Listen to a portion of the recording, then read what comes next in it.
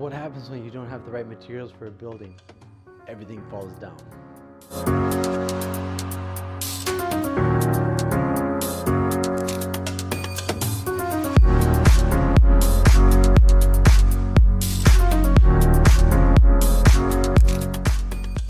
Hey everybody, this is Father Nicholas, and I just wanted to throw out the question there.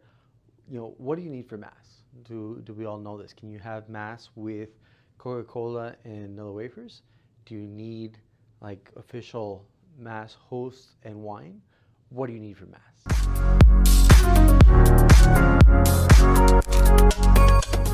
Okay, so for Mass we do need bread and wine, and it has to be special unleavened bread, and it has to be wine that's not mixed with other things. Why is that the case?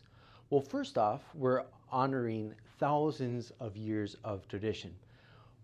Where does the Mass come from? Well, if we look in the Old Testament, this is a good clue whenever we're trying to understand things of our faith. A lot of times there's a prefiguring in the Old Testament. So where's the Mass, the celebration of the Eucharist, prefigured in the Old Testament? Well, we see this in Passover. Actually, when Jesus was united with his disciples and he celebrated the Last Supper, which is our first Mass, he was commemorating the feast of Passover. Now, what happened? The Israelites had been in Egypt for 400 years as slaves, and Moses comes along in order to free them. And the night that they're going to escape from Egypt, well, the angel of death comes to kill all of the firstborn of the land. And the Israelites, in order to protect themselves, to let the angel of death know that they were the good guys, they painted with the blood of the lamb on the doorposts of their homes. And they had a meal that was for fleeing. So they cooked bread, but they baked bread, but it was unleavened bread. And they also had a cup of blessing, which would be basically a chalice of wine. And then afterwards, every year they would commemorate this escape from Egypt, and that's the feast of Passover. And Jesus, with his disciples, he was celebrating specifically the feast of Passover. The Catechism says that at the heart of the Eucharistic celebration are the bread and wine, that by the words of Christ and the invocation of the Holy Spirit become Christ's body and blood. Faithful to the Lord's command, the Church continues to do in his memory, and until his glorious return, what he did on the eve of the Passion. He took bread. He took the cup filled with wine. The signs of bread and wine become, in a way surpassing understanding, the body and blood of Christ. They continue also to signify the goodness of creation. Thus, in the offertory, we give thanks to the Creator for bread and wine, fruit of the work of human hands, but above all as fruit of the earth and of the vine, gifts of the Creator. The Church sees in the gesture of the king priest Melchizedek, who brought out bread and wine, a prefiguring of her own offering. And now the Church has established as necessary for the celebration of the Eucharist, well, this unleavened bread and this wine that is not mixed with anything else.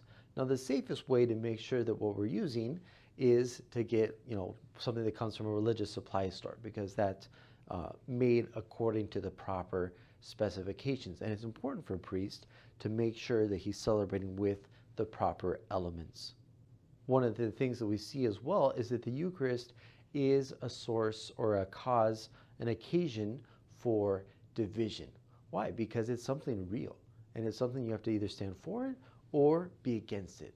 There's no room for being wishy-washy on the Eucharist. And that makes it something that's so powerful and something that really brings us in and brings us into a new unity. To close, I'd like to read you a quote from Saint John Marie Vianney, the Cure of Ars, a great priest, French priest from the 19th century, and somebody who had a great devotion to the Eucharist. When we come away from our communions, if anyone said to us, "What are you taking home with you?" we should be able to reply, "I am carrying away heaven." So when we leave Mass, we have to have that awareness that we're carrying Christ in ourselves, and that means that we're actually carrying heaven within ourselves. So we shouldn't resort to gimmicks at Mass. No Nilla wafers and Coke.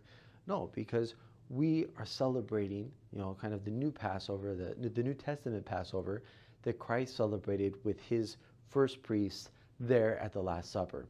So I hope that the next time you go to Mass, you're aware that you're carrying away heaven, and that's something that stays with you and strengthens you for for your daily life. If you like this video, I'd invite you to like and subscribe and share it with your friends. Have a great week. God bless.